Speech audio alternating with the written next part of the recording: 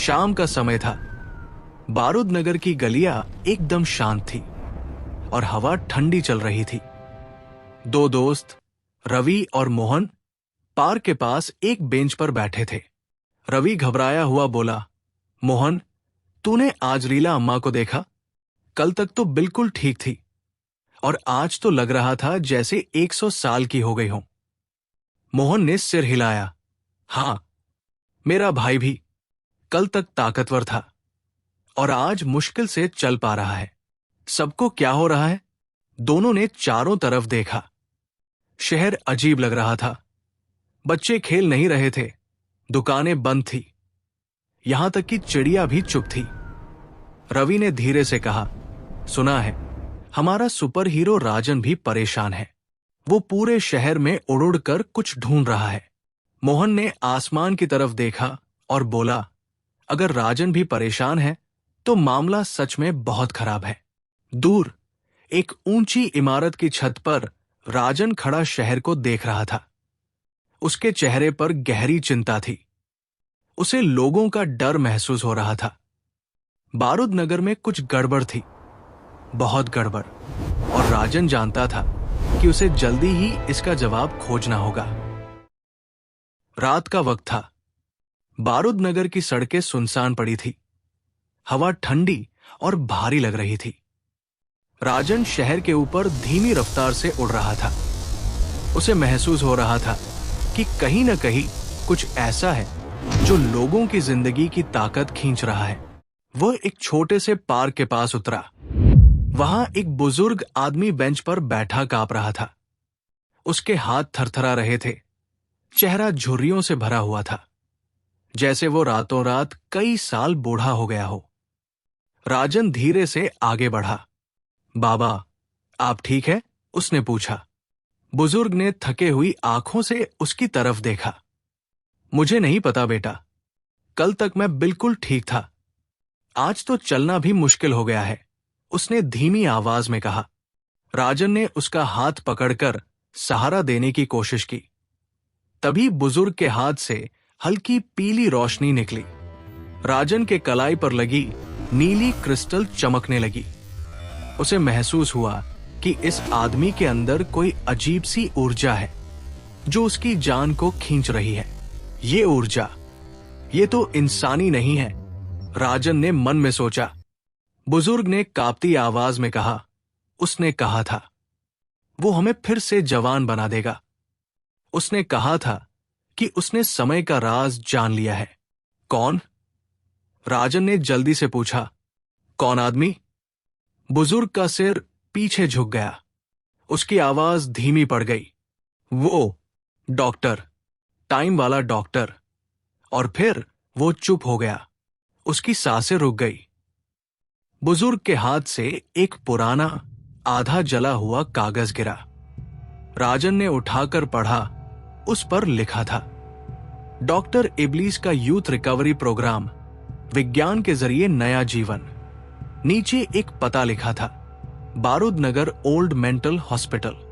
Time का doctor, doctor इबलीस। राजन ने धीरे से कहा, लगता है मुझे अब तुझसे मिलने जाना होगा।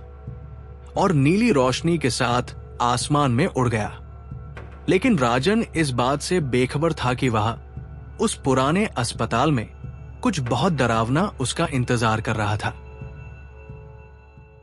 आधी रात थी। राजन आसमान में उड़ रहा था। दूर उसे वही पुराना मेंटल हॉस्पिटल दिखाई दिया। वहां से हल्की पीली रोशनी निकल रही थी, बिल्कुल वैसी ही जैसी उस बुजुर्ग के शरीर में थी। राजन जमीन पर उतरा।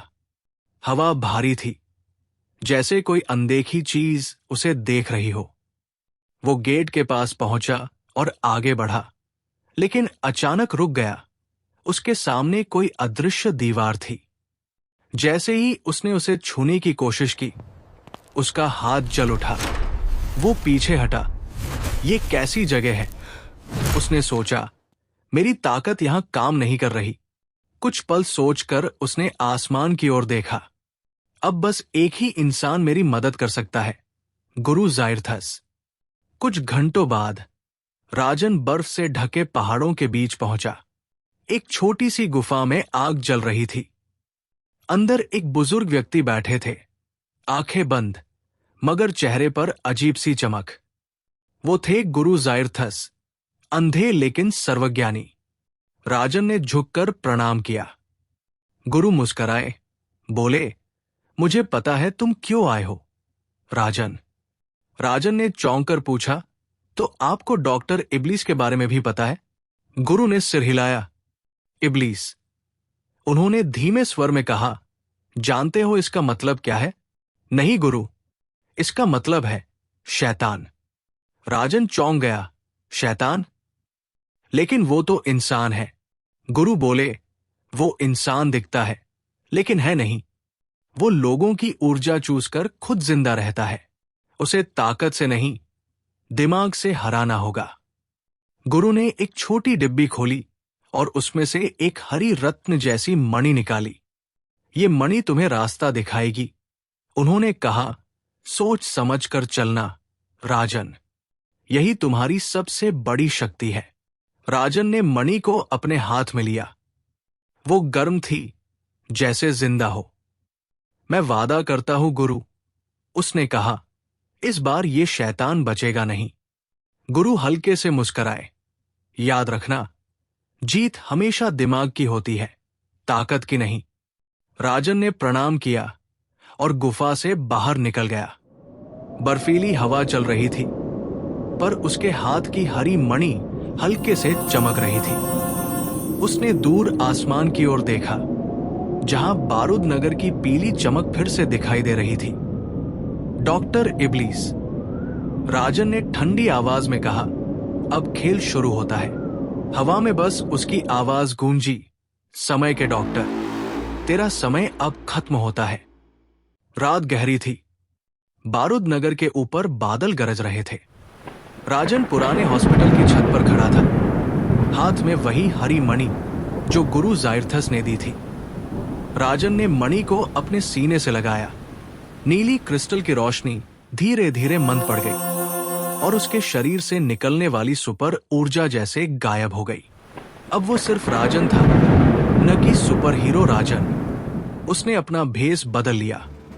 नीले सूट की जगह एक पुरानी जैकेट, जीन्स और एक टोपी पहन ली। उसने गहरी सांस ली और धीरे से कहा, इट्स शो टाइम। वे खिड़की के रास्ते हॉस्पिटल में दाखिल हुआ। हॉस्पिटल के अंदर सन्नाटा था। दीवारों पर पीली रोशनी झिलमिला रही थी और फर्श पर टूटे शीशे बिखरे थे। राजन ने धीरे धीरे कदम बढ़ाए, पीली रोशनी का पीछा करते हुए एक कमरे तक पहुंचा, जहां डॉक्टर इब्लीस उसका इंतजार कर रहा था। इब्लीस दिखने में बिल्कुल सामान्य इंसान लग रहा था। साफ सूट, पतला चेहरा, आंखों में अजीब चमक। वो मुस्कराया, आओ, तो तुम भी अमर होना चाहते हो? राजन ने झूठी मुस्कान दी। हाँ डॉक्टर, अब थक गया हूं उम्र से हारते हारते। इब्लीस ने सिर हिलाया। बहुत अच्छा, बैठो इस कुर्सी पर। कुछ ही पलों में तुम फिर जवान हो जाओगे। राजन कुर्सी पर बैठ गया। डॉक्टर ने उसके सिर पर मशीन जैसी टोपी रखी, तारों से भरी, जिनमें पीली बिजली दौड़ रही थी। यही समय था राजन का अपनी चाल चलने का। जैसे ही डॉक्टर पीछे मुड़ा, राजन की आंखों में चमक आई। वो याद कर रहा था, इब्लीस को ताकत से नहीं, दिमाग से हराना। राजन बोला, डॉक्टर, लेकिन अगर मशीन मुझ पर काम न करे तो? इब्लीस हंसा, मेरी मशीन हर इंसान पर काम करती है। देखो। वो कुर्सी के पास गया और खुद उस पर बैठ गया। मशीन का स्विच चालू करने लगा। राजन बोला, वाह, आप खुद दिखा दीजिए, तब तो मुझे पूरा यकीन हो जाएगा। डॉक्टर इब्लीस हंसते हुए बोला, तुम बहुत जिज्ञासु इंसान हो। ठीक है। उसने खुद टोपी सिर पर रखी और मशीन ऑन कर दी। उसी पल राजन ने तेजी से अपनी जेब से हरी मणि निकाली और मशीन के पीले क्रिस्टल की जगह उसे फिट कर दिया। मशीन गड़गड़ाने लगी। डॉक्टर के चेहरे पर पहले तो मुस्कान थी, फिर वो मुस्कान डर में बदल गई। उसके शरीर से पीली रोशनी निकलने लगी और वही ऊर्जा मशीन में खींचने लगी। राजन ने शांत आवाज में कहा, यह वही मणि है जो तुम्हारी हर चुराई हुई ताकत को वापस भेज देगी, वहां जहां से तुमने ली थी। डॉक्टर चीखा, नहीं, ये तुम नहीं कर सकते। उसकी त्वचा जलने लगी, चेहरा मरोड़ने लगा और धीरे धीरे उसकी असली शक्ल बाहर आने लगी। लाल आंखें, सींगों वाला चेहरा, असली शैतान। राजन ने एक कदम पीछे लिया और बोला, समय के डॉक्टर, अब तुम्हारा समय खत्म। एक तेज धमाके के साथ कमरा रोशनी से भर गया। इब्लीस की चीखें हवा में गूंज उठी और फिर सब खामोश हो गया। जहां वो खड़ा था वहां बस राख का ढेर बचा था। अगली सुबह बारूद नगर की हवा बदली हुई थी। लोग फिर से मुस्कुरा रहे थे, बच्चे पार्कों में खेल रहे थे और सूरज की किरणें शहर पर ऐसे गिर रही थी जैसे कोई नई जिंदगी लौट आई हो। राजन छत पर खड़ा था। उसके हाथ में वही हरी मणि अब फीकी पड़ चुकी थी, अपना काम पूरा कर चुकी थी। उसने आसमान की ओर देखा और मुस्कराया, धन्यवाद गुरु जायरथस। नीली रोशनी फिर से चमकी और वो उड़ गया, बारूद नगर का रक्षक बनकर। हवा में उसकी आवाज गूंजी, बुराई फिर उठे तो याद रखना, राजन जिंदा है।